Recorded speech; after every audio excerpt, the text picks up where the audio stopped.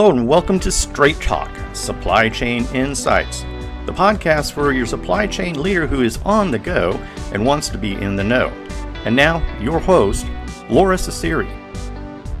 Welcome to Straight Talk with Supply Chain Insights. My name is Lora Cecere, and I've been a lazy podcaster. I had a fire in my house, and my personal life has sort of been upside down, so it's been about 4 months since I've done a podcast. Plus, it's kind of difficult to do podcasts by yourself because you find yourself pretty boring. So I reached out to my good friend, Peter Bolstorff, and said, let's try something where we do a regular podcast every 2 weeks. And yay, he decided he would work with me on it. So Peter, introduce yourself. I know lots of people know you, but, introduce yourself just for those that may not. And I know That's a few number of people in the world, but, So fewer than you think. So my name is Peter Bolstorff. I am the founder and chief executive officer of my third startup now. And I go way back in the SCOR supply chain operations reference model history, back to when PRTM launched it. And so I've been a SCOR enthusiast, authored a book called Supply Chain Excellence, and really excited to work with and collaborate with Lora on a whole bunch of things. So when we think about Lora and I, she has amazing ideas and backs it up with practical research. And my role in this whole informal relationship is figure out how to practically make it work for all of you supply chain professionals out there. So again, very honored to be a part of this and looking forward to really fun topics, Lora. Yeah, so we're going to have guests that are going to join us, but today it's Peter and I. And Peter, when I worked at AMR Research and we worked with PRTM in the development of the SCOR model, that was 2.5 decades ago, right? A long time ago. Right. And at that point in time, supply chain was quite different than it is today. So first of all, let's give thanks because it is Thanksgiving week for all the supply chain professionals around the world who are hardworking, and we give thanks for them, particularly as we go to the grocery store or, get ready for Black Friday. But let's think about value and metrics today. Got it. Because, I know you've authored a book. I've authored a couple of books and, we keep writing. More than a couple, Lora. Okay. How many have you written now? For me, no. I would say more than a couple for you. Mine is very simple. It's just one book, 3 editions, 6 languages. Yeah, so I never got 3 editions. So, good for you.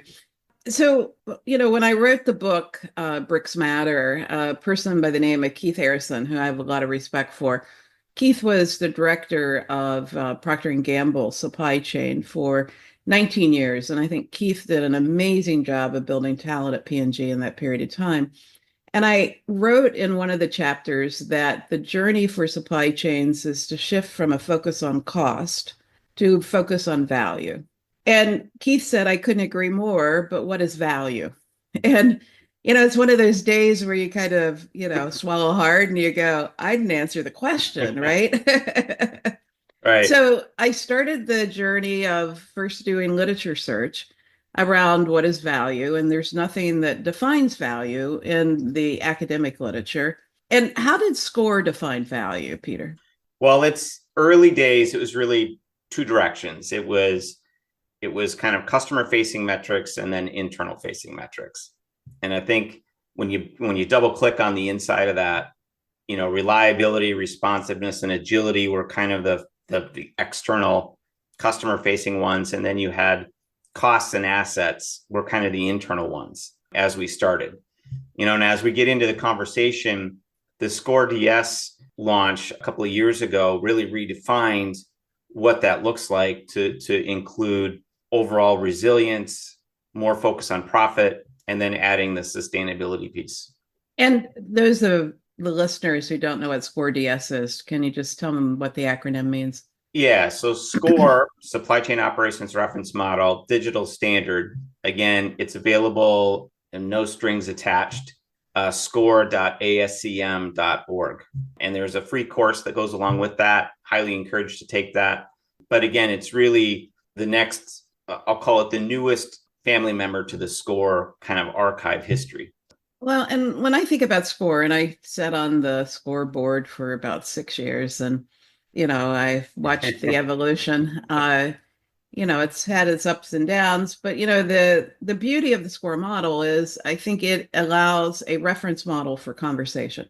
And when I go into organizations and I talk to perhaps transportation or procurement or manufacturing or distribution or customer service, each function has a different view of this term supply chain.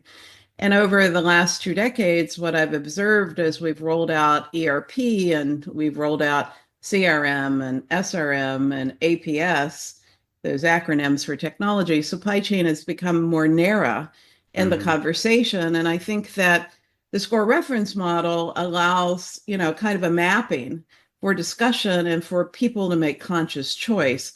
And I think that's really beneficial. Well, it's hugely beneficial. And I think, and I'm going to throw in this whole, AI tsunami, right? When we think about that, it's actually going the opposite. It's actually aggregating more things together, especially as agents and tools and language models automate things. And I still think having that foundational set of definitions on, what is a supply chain end to end? How do I measure one top to bottom? What are the people skills that I need to, now and in the future? And then what practices do I really need to hone expertise on? That's still valuable as we're finding. Hugely valuable. And, one of the things that I'm observing is old timers like you and I retire, which I should be retired now. Don't do that, Lora. Thank you. But the folks that are coming into the supply chain practice, I think, are missing a lot of foundational practices, like they don't have one supply chain, they have multiple supply chains, and that each of those supply chains needs different objective functions, right? So you've got the supply chain that's very easy to forecast and pretty easy to apply traditional concepts to, but then you've got the products that aren't so easy to forecast, and you've got the short cycle products for e-business. And I think we've lost the concept of multiple supply chains and clarity of objective functions. I'm restarting. At the height of the Supply Chain Council, we were about 1,200 organizations as a trade association. Right. That number has dwindled significantly, largely because I think people adopted it, and SCORE actually became like oxygen to their supply chain, right? Right. Didn't know it existed. And one of the downsides of that is I think there's a generational skip. Yes. What is SCORE and how does it work? And, and part of the, again, free community that I'm trying to reinvigorate, this SCORE AI community of practice, is aimed at really trying to get people, in that middle age group re-engaged. And again, we talked a little bit about it. For me, I'm okay operating in chaos as long as I have a home base. And if I don't have a home base, it's like, standing on sand and as the waves come in. And I think that is of value, especially for those folks that have grown up on technology. What is the cement base look like? And I find as we've moved into the global multinational, the frame of reference is a more functional frame of reference because the functions are larger. And we talk about how we want to break down the functions, but it's so embedded in the paradigm. It's really hard for people to think about from the customer to supplier, and the movement of IT into those narrow projects causes people to get even more narrow. In fact, I was at a client the other day where we had a strategy session to think about the future of, new technologies, and they invited customer service, and the customer service people refused to come because they are like, we're not part of supply chain. And I'm like, that's the problem, right? Right. It's like, when we're focused on technology for technology's sake, or we're focused on a small problem, we lose sight of, the bigger picture. I also had a conversation the other day where people are taking that simple triangle of customer service, forecast, and, inventory, and they're looking at that as supply chain excellence. And that's so wrong because we're not really thinking about assets and we're not really clear on the objective function, right? And so, one of the things that brings us here, Peter, is our passion for metrics, right? Yeah. And I'm excited that you're going to join us at our event next week with Georgia Tech on the 5th, right? And I've been on a journey for 2 years of, trying to work with academics, first with George Runger at Arizona State University. And George was a fantastic partner and led the statistics department there, where we came up with the supply chains to admire. And with Georgia Tech, we're refining it, which looks at, the period of 1980 to 2023 across over 500 public companies. And we're saying which metrics are the most important to drive value as determined by market cap per employee. And the interesting thing is, we can model 65 to 70% of market cap per employee. And the reason why it's market cap per employee is so that we can normalize big companies and little companies. Right. But we've been at the supply chains to admire work now for almost 10 years, and you've been, really positive about that. So tell me why you think that work's important. So there's a lot of folks out there where benchmarking is part of their, I'll call it their annual or biannual or every other year rhythm. Right. And I think what Supply Chains to Admire has done is been able to look at performance improvement over time with the orbit charts. And I think that, to me, is a fundamental indicator of, am I adopting practices and processes, and am I building talent, for the long term, as opposed to, should I just rearrange my inventory policy and, flush, a bunch of dead stock, out the back. And now my numbers look good this year, but I'm not positioned well for next year, or I haven't fixed foundational things and connecting my supply chain to product development. And so I've used orbit charts and those tremendous pairings of measures, revenue and ROIC and operating margin and inventory turns. It's a beautiful way of looking at it. I think the trick, Lora, and this just based on our conversation, is how do we bring that down to the next level, right? So what are those organizations doing, and how does it impact their supply chain? And what does that look at the next layer? And I think that's at least what I'm going to find fascinating in our discussion next week. Well, I think there needs to be two things happen. One is, not everybody is as good a student as you are, Peter. I mean, it takes time to take those crazy charts and ingest them, right? A lot of times people are like, well, that is one crazy woman who's doing all these stupid charts.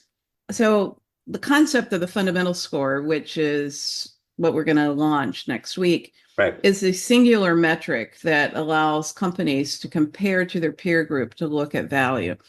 So basically, each industry has a linear regression routine, and we take the betas and we calculate a value score, 1 to 10, and we compare that to the peer group. And we're going to also compare that to the Supply Chains to Admire methodology and the Gartner Top 25 methodology. Because as you know, one of the reasons I left AMR when they bought Gartner was I think the Gartner Top 25 methodology is misleading at best. And, I think it's, done for the wrong reasons, right? To drive revenue for Gartner, not necessarily to help supply chain. So one is, I think we need a simpler metric, but two, I think we need to connect the balanced scorecard to the operating metrics, right? And the operating metrics that I have in mind are, your customer service metrics, which there is no good standard for those.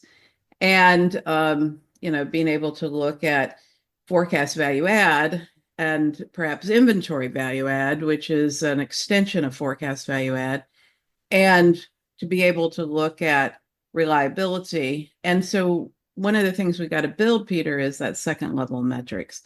And I think the SCOR work is well intended, but there are too many metrics, in my opinion. And I think they've been kind of built out of well-intended collaboration without really looking at collinearity and not really looking at industry specificity. And so I'm looking forward to doing both, giving the fundamental score and then, tying the balanced scorecard to the operating metrics. I think I'm gonna give it a twist. So I think the score metric is always aimed at the ideal. I'll give you an example. Mm-hmm. Within the reliability. So if you think about resilience, reliability is that first one. The perfect order. For 25 years, nobody's been able to actually define, the perfect order, right? So on time, in full, with no credit issues, nothing, just kind of flows through the system. And no good system right now allows you to actually track a perfect order. There's always a couple of different places in that order stream that you have to grab data to actually measure it. So people always say, okay, what is my best effort using my system, on measuring reliability? So people come up with line on time and in full to customer request or to customer commit or order or both. Some people are still stuck back at fill rate. The most important thing, though, is that you're measuring something in reliability and that you can correlate that to, your economic factors. And right now, I think people are struggling with how do I correlate that back to my sustainability goals and objectives? And, one of the pieces that I'm writing today on sustainability is how did we get sustainability so wrong, right? It's like people are looking at mapping versus lineage, right? So mapping is a ad hoc, process where I'm basically looking at, one-time mapping. Lineage is looking at the movement through the supply chain. We're not really adopting, the GS1 standards or authoritative identifiers. We're using things like DUNS numbers, which are, just worthless in my opinion. And we're not really addressing how we get flexibility. So as we're going into, the digital passport for the EU, we're looking at one-to-one match of a bill of material to an item, which is deadly when we get to bidirectional orchestration and the flexibility in the supply chain. So we got work to do on operating metrics and ESG, but that's for another podcast. That's a whole nother conversation. Yeah. So Peter, let's just leave it today. So tell me about why you're excited for the event next week and what you want to achieve. So if the next 3 months go extraordinarily well, you guys continue on your research and correlational study to have that fundamental score, again, to make it easy. What kind of my niche in this whole landscape is really helping leaders and or organizations actually do the benchmark and arrive at a fundamental score and then help them make sense of it. Again, when you think about using SCOR to make, to improve the supply chain, that's been around a long time. It's not a one and done. I mean, as you well know, it's one of those things where how do I come up with a good list of things that I want to improve that will make a dent in my balance scorecard? And then how do I continue that and sustain that over time? So again, for all of you that are thinking about all of the nomenclature and the research, good for you. But if you want to make sense of it in terms of how do I practically use it tomorrow, I think that's really where I want to spend my time, Lora, so that, by the end of next year, we've got 500 companies that have actually inquired about how do I get my fundamental score. Well, and driving value, right? Because, driving cost is really not good for organizations and really not good for the environment, and not really good for customer service. And we've become much more focused on a cost agenda. And I think the chief financial officer needs to do, kind of a left turn or a right turn, depending upon the organization, to really be able to drive value. So I appreciate your partnership, and I encourage everyone to join us. It's not too late to join on December 5th at Georgia Tech. It's in the ISYE building. It starts at 9:00. It's free and open to anybody except for technologists. It's academics, consultants, manufacturers, and retailers. And the reason I'm not having technologists is I find that it's hard to have a roundtable discussion with technologists because they tend to send salespeople, and the salespeople want to sell. So it's a roundtable discussion of equals where we're going to have a frank and honest conversation about where we're at and where we need to go. And I hope to see a lot of people there. Thank you, Peter. And I look forward to our next podcast. Great. Cheers, everybody. Happy Thanksgiving. Happy Thanksgiving. For those that need it.